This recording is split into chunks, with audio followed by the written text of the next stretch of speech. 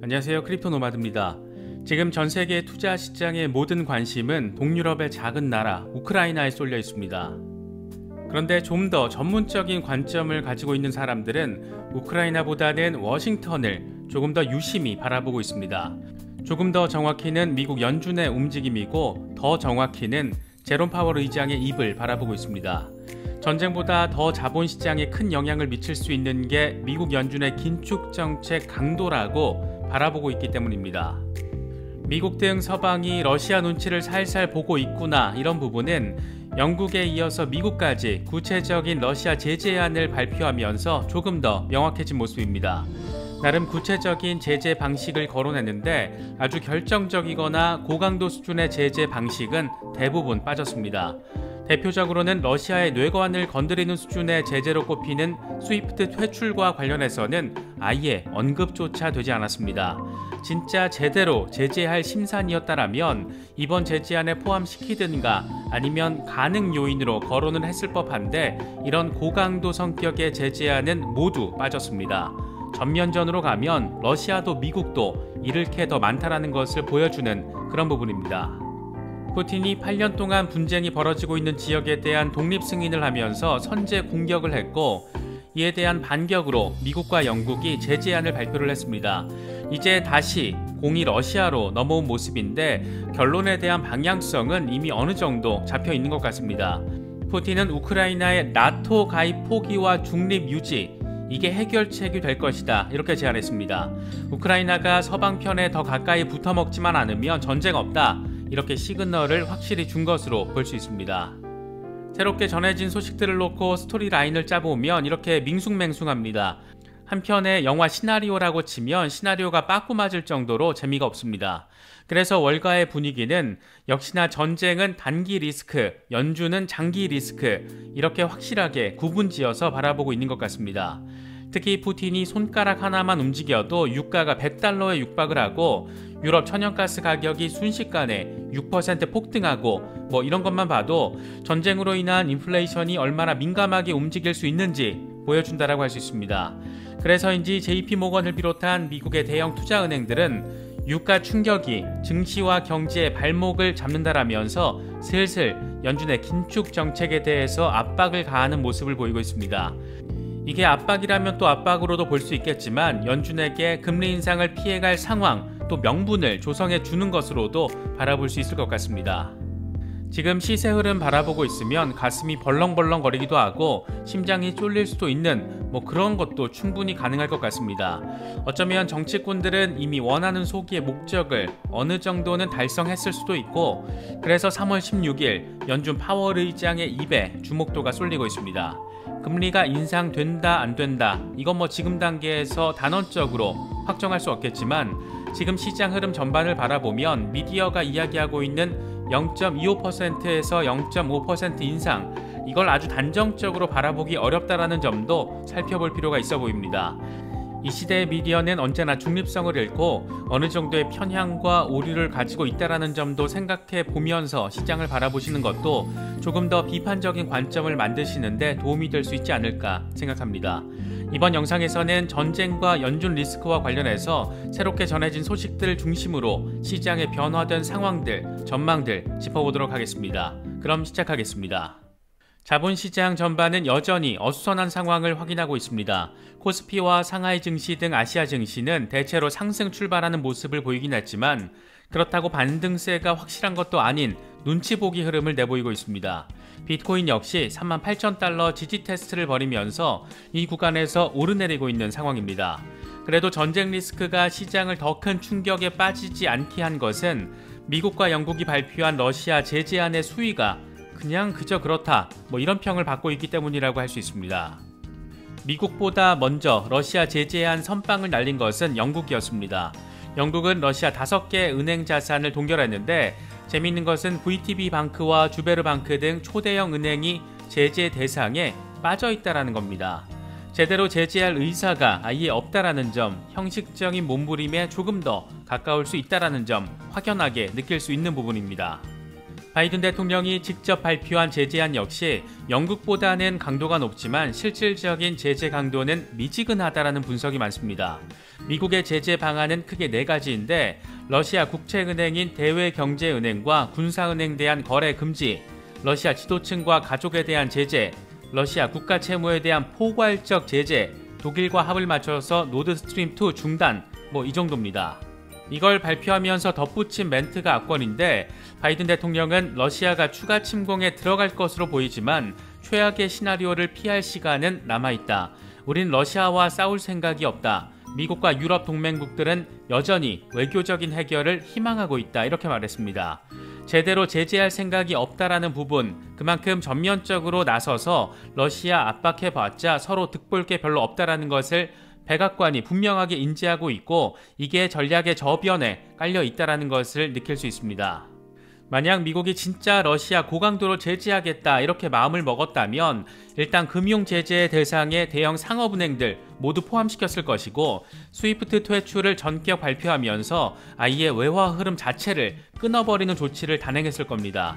여기에 유럽이 러시아 에너지 더럽고 치사해서 안 받아 쓴다. 인플레이션이고 스태그플레이션이고 나발이고 니들 거 필요 없다. 이렇게 밝히지 못하는 진짜 말 그대로의 현실이 존재한다는 점도 반영됐다라고 할 수 있습니다. 설사 서방 국가들이 러시아 에너지 필요 없다라고 에너지 수입을 막아버린다라고 해서 이걸 또 중국이 다 사줄게 뻔하기 때문에 실효성도 없습니다. 이걸 다 유럽 국가들도 뻔히 알고 있을 텐데 괜히 자국 인플레이션 강도 높일 걸 유도할 이유도 명분도 다소 부족하다라고 할 수 있습니다. 이렇게 미국과 영국 그리고 독일, 프랑스 등이 강도 높은 대응을 하지 못하는 것은 이번에 푸틴이 손가락 하나만 까딱해도 유가도 폭등, 천연가스도 폭등 이런 것들이 현실화되면서 직접 보여졌기 때문에 마음 같아서야 아무렇지 않게 구라치는 푸틴이 괘씸할 수는 있겠지만 러시아와 전면전으로 나서게 되면 사실 잃어야 되는 것들도 많아도 너무 많습니다. 인플레이션의 경기 침체까지 겹치고 그렇게 유럽발 스태그플레이션이 미국으로 덮치는 그림을 생각해보면 이게 승자가 없는 게임이 될 수 있다는 점이 사실상 너무나도 분명한 지점들이 존재합니다. 이런 것들만 종합해봐도 우크라이나 리스크는 이러다 저러다 대충 정리될 가능성도 충분히 존재한다는 점을 바라볼 수가 있습니다. 물론 불확실성이 아직 견고하다고 할 수 있기 때문에 쉽게 낙관을 해서도 안 되겠지만 이것보다 더 심란한 이슈도 존재한다는 것도 챙길 필요가 있는 그런 상황입니다. 지정학적 리스크보다 오히려 통화정책, 거시경제 정책이 훨씬 더 장기적인 시장 타격이 가능하기 때문입니다. 일단 지금 상황에서 미국 연준이 0.25% 또는 0.5% 수준의 금리 인상을 3월에 단행할 것이라는 이야기는 계속해서 나오고 있습니다. 이와 관련해서 연준 미셸 보우먼 이사는 미국 은행협회 컨퍼런스에 참석해서 3월에 0.5%포인트 금리를 올리는 빅스텝 인상이 여전히 테이블 위에 올라와 있다 이렇게 말했습니다. 그러면서 앞으로 3주 동안의 경제 데이터를 통해서 평가할 것이라는 점을 덧붙이면서 금리 인상이 이루어지긴 할 텐데 0.25%가 될지 0.5%가 될지 모르겠다 이 정도 뉘앙스를 던졌습니다. 전쟁 후 폭풍 상황과 더불어서 소비자 물가지수 등의 상황이 변수가 될 것인 만큼 지금 단계에서는 3가지 정도 상황을 예상해 볼 수가 있습니다. 0.25% 수준의 인상, 0.5% 인상 시점 연기.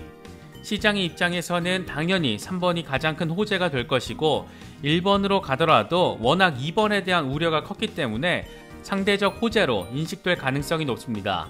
사실 2번은 지금 단계에서는 여러모로 비현실적으로 느껴지는 것은 이와 관련해서 대형 투자 은행들 역시 슬슬 압박성 분석을 날리고 있다는 점도 생각해 볼 필요가 있을 것 같습니다. 이와 관련해서 JP모건은 유가 급등과 우크라이나 리스크로 인한 파급 효과들이 증시와 경기 회복 모두를 가로막을 수 있다. 이런 분석을 내놨고 이걸 CNN 비즈니스가 덥석 물어서 보도를 했습니다. JP모건은 최근 투자자들에게 보낸 고객 노트를 통해서 인플레이션을 잡기 위한 중앙은행의 공격적 긴축이 예고된 상황에서 에너지 가격 급등 충격까지 더해지면서 투자 심리가 악화되고 있고 시장 전망도 더 나빠질 수 있다라고 강조했습니다. 그러면서 유가와 식료품 가격 급등, 우크라이나 리스크로 유럽이 받을 충격, 공급망 차질, 사이버 보안 리스크 등이 발생할 경우에 글로벌 성장세가 둔화되고 소비 지출도 축소될 수 있다라고 설명했습니다. 이어서 연준 등 중앙은행들의 긴축 변수가 증시의 최대 리스크인 상황인데 우크라이나 사태가 통화정책 판단에 변화를 가져올 가능성도 있다라는 점에서 연준 리스크가 누그러질 가능성도 있다. 이렇게까지 덧붙였습니다.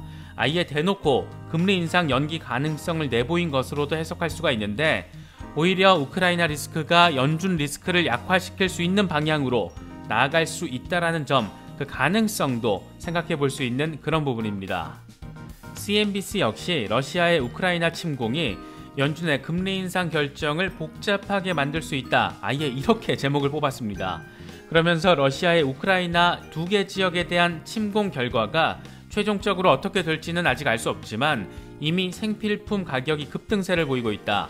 경제 전문가들은 유가 가격이 가장 중요한 부분으로 보고 있는데 원유 가격이 인플레이션을 강화시킬 수 있고 글로벌 경제 자체를 침체시킬 수 있기 때문이다. 이렇게 유가 상황에 따라서 3월에 연준이 금리 인상을 한 뒤에 속도를 내게 될지 궁극적으로 성장 우려로 인해서 속도를 늦출지 여부를 결정할 수 있을 것이다. 이렇게 진단했습니다. 여차하면 금리 인상이 상징적이거나 지연될 수 있다는 점을 이제 주류 미디어들도 하나둘 떠들기 시작했다는 점도 참고하시면 좋을 것 같습니다. 거시경제 상황, 전쟁 리스크에 이어서 암호화폐 시장 내용도 좀 짚어보겠습니다. 비트코인은 38,000달러 돌파 테스트를 지속적으로 벌이고 있는 모습인데 이와 관련해서 코인텔레그래프는 암호화폐 분석가 레트캐피털의 분석을 인용하면서 주요 지지라인을 테스트하고 있는 것이라고 밝혔습니다. 레트캐피털은 비트코인이 38,000달러를 넘어설 때마다 추가 상승 전에 리테스트를 벌였는데 지금도 이 리테스트 과정을 진행하고 있는 것이다. 이렇게 밝히면서 추가 상승 가능성이 높다라는 점, 지금이 추가 상승 직전 상황일 수 있다라는 점을 설명했습니다. 공포 탐욕 지수는 하루 전보다 5포인트 상승한 25를 기록하면서 투심 자체는 소폭 개선됐지만 여전히 극단적인 공포 상태에 머물고 있습니다. 비트코인 도미넌스는 지금도 42%대 중반에서 오르내리고 있는 그런 상황입니다. 요즘 비트코인보다 이더리움이 상당히 어려운 흐름을 보이고 있는데 이와 관련해서 암호화폐 분석가 벤자민 코엔은 이더리움의 조정은 아직 끝나지 않았다. 이더리움의 약세가 지속되면서 강세장 재개를 위한 지지 구간, 다시 말해서 20주 단순 이동평균과 21주 지수 이동평균 사이에 올라서지 못하고 있다. 특히 이더 BTC 가격 역시 낙관적인 전망이 어려운데 개인적으로 이더 조정이 지속되면서 1,700달러 선을 리테스트할 가능성이 높다라고 생각한다. 이렇게 다소 비관적인 전망을 제시했습니다. 사실 지난해 1년 동안 올라도 너무 많이 올라서 올해 1년 내내 조정을 받는다고 해도 그렇게 이상한 일은 아닌데 그래도 시장 전반이 활기를 되찾게 되면 그때 자연스럽게 반등세 연출할 수 있기를 기대해봅니다. 세계 최대 암호화폐 자산운용사 그레이스케일이 비트코인 현물 ETF 출시와 관련해서 여론전을 강화하면서 SEC를 압박하는 모습을 보여 주목받고 있습니다. 그레이스케일은 홈페이지를 통해서 SEC의 GBTC를 비트코인 현물 ETF로 전환하도록 SEC의 이메일과 함께 의견을 보내는 캠페인을 시작을 했고 CEO 마이클 소넨샤이는 이걸 자신의 트위터를 통해서 공유했습니다. 현재 SEC는 두 차례에 걸쳐서 그레이스케일 비트코인 신탁 GBTC를 비트코인 현물 ETF로 전환하는 것을 거부를 했는데 일단 투자자들 사이에서는 여론이 강경한 만큼 이런 부분들이 SEC의 움직임에 얼마나 영향을 미칠지 기대되는 부분입니다. 암호화폐 정책과 관련해서 미국 연방정부가 다소 어정쩡한 스텝을 보이고 있는 것과 달리 최근 미국 각주 도시들에서는 적극적으로 암호화폐 껴안기에 나선 상황입니다. 이번에는 유타주 하원 의원이 암호화폐로 세금을 납부할 수 있도록 하는 법안을 발의해서 주목받고 있습니다. 앞서 콜로라도 주지사 제러드 폴리스가 올 여름부터 비트코인을 사용한 납세를 허용할 것이다. 이렇게 밝히기도 한 상태인데 여러 자치주와 도시들을 통해서 이렇게 적극적인 수용을 이어가고 있는 만큼 올 한 해가 지나고 나면 비트코인과 여러 암호화폐들은 어쩌면 지금과는 완전히 다른 수준의 형태로 자리 잡고 있지 않을까 그런 기대감도 가지게 되는 것 같습니다. 짜증나는 것들만 보면 짜증나는 생각만 갖게 되는데 또 긍정적인 변화의 흐름들을 보면 나름의 기대감도 가질 수 있는 것 같습니다. 암호화폐와 블록체인의 과도기적인 시기가 지나가고 있다 보니까 어쩔 수 없다라는 걸 알면서도 이게 참 멘탈 관리가 쉽지 않은 것도 사실인 것 같습니다. 그래도 언제나 신기술에 대한 얼리 어답터들은 늘 리스크 테이킹에 대한 리워드 테이킹 이렇게 확실히 존재했습니다. 문제는 나의 돈과 함께 시간과 의지도 함께 갈아 넣었을 때 가능했다라는 것이고, 그래서 투자라는 게 어려운 것인지도 모르겠습니다. 어려운 시기가 흘러가고 있지만 분명 신기술을 누구보다 일찍 채택해서 투자에 나서신 분들이 소기의 목적 달성할 수 있을 것으로 바라고 또 기대해봅니다. 이번에 준비한 영상은 여기까지입니다. 영상이 도움이 되셨다면 좋아요와 구독 또 알림 설정을 꼭 부탁드리겠습니다. 영상 제작에 아주 큰 도움 된다는 말씀 함께 드립니다.